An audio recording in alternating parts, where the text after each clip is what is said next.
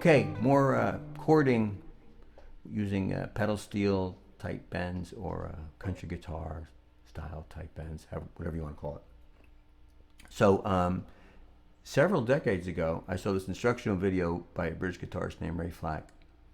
And he was doing something like this. I'm not sure if this is the exact progression or not, but the idea is the same. He was playing these chords towards the bottom, the bottom of the register of the guitar, as in strings 3, 4, and 5, making these chords and using bends to pretty them up a little bit. So that's what we're going to do here. So anyway, so the progression is A major 7, A7, D6, D minor 6, A, E7, back to A. And they're not your conventional chord shapes, but they are those chords, or at least they imply those chords enough. So we're going to start with this A triad here. Right? Note your A, C sharp, E, the top note being E on that third string, and we're going to bend that note towards the floor a whole step, and that A becomes an A6 now, and then release. So the idea is so you want to hold these bottom two notes that you're not bending as still as you can while you bend this note to pitch.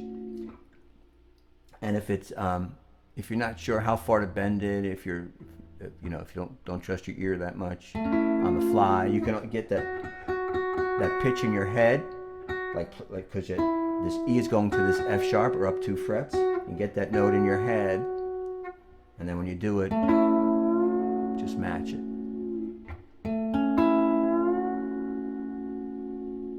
Like so. All right, so this A goes to A6, release. Now this next shape, we're taking this A on the 5th string, we're dropping it a half step to G sharp. Now this triad, there's no A in it, but it's still functioning as an A major 7. This triad is also a C sharp minor triad as well. So, but it's functioning right now as an A major 7. So we're going to bend this E up, that same note on the 3rd string towards the floor, hold these other two stiff, and now this E going to the F sharp, now it's an A major 13. And then release. Now we're going to drop that note on the 5th string, we're going to drop it one more time. Now the G sharp becomes G natural. Now this little triad, even though there's no A in it, it's still functioning as an A dominant 7th. We bend that E toward the floor again, up to the F sharp, and now it becomes an A13. Release. Now we're going to move our hand all together down to the 7th fret. We're going to make this shape here D6. So again, it's actually a B minor triad, but the notes against what we're doing, it's really functioning as a D chord. And we're going to bend that note on the 3rd string again. Bend it toward the floor. Now that D6 becomes a D6-9. And release. Now we're going to take that note on the 5th string, move it down a half step. Now it becomes D minor 6. Bend that note on the 3rd string up a whole step. Becomes D minor 6-9.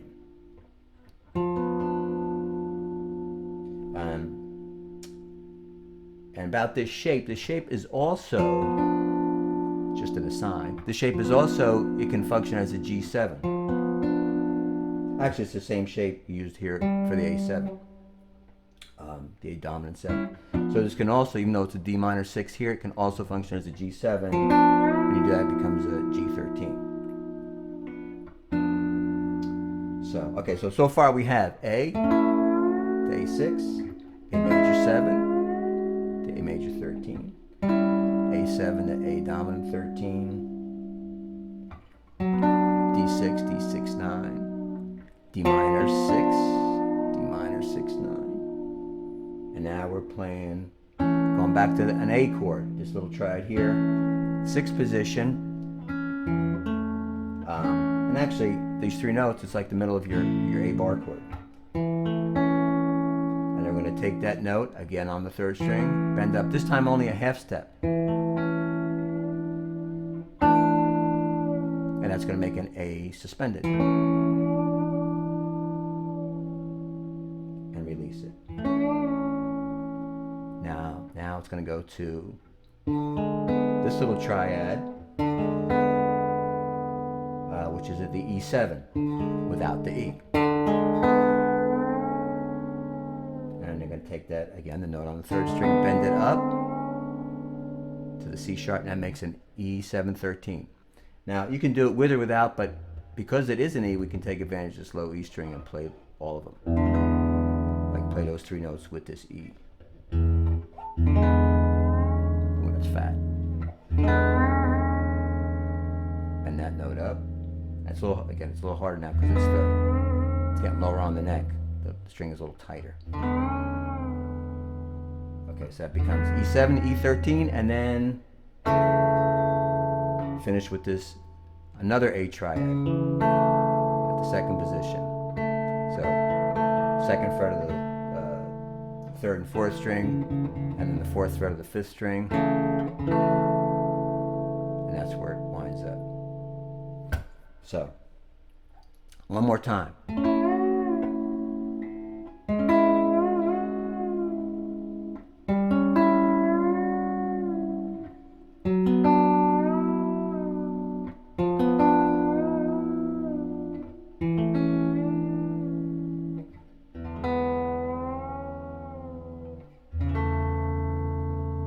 Like so. So when you do those bends, I mean, you can go do straight up and down. You can, like I maybe you heard, sometimes I sort of wiggle them a little bit. You could also do what they call a pre-bend. So you could start, like before you even pluck it, bend first, and then release.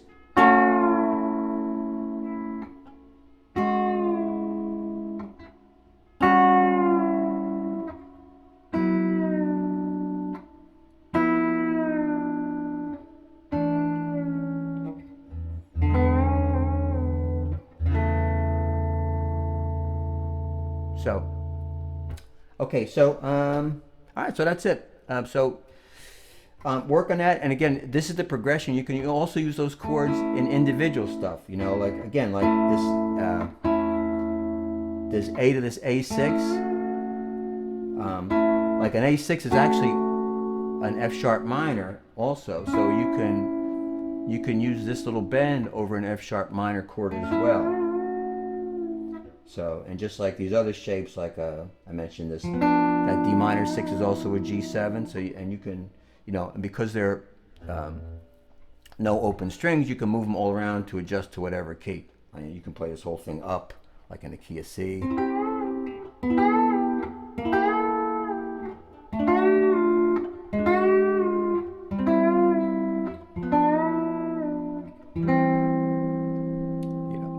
Anyway, so, okay, enough about that.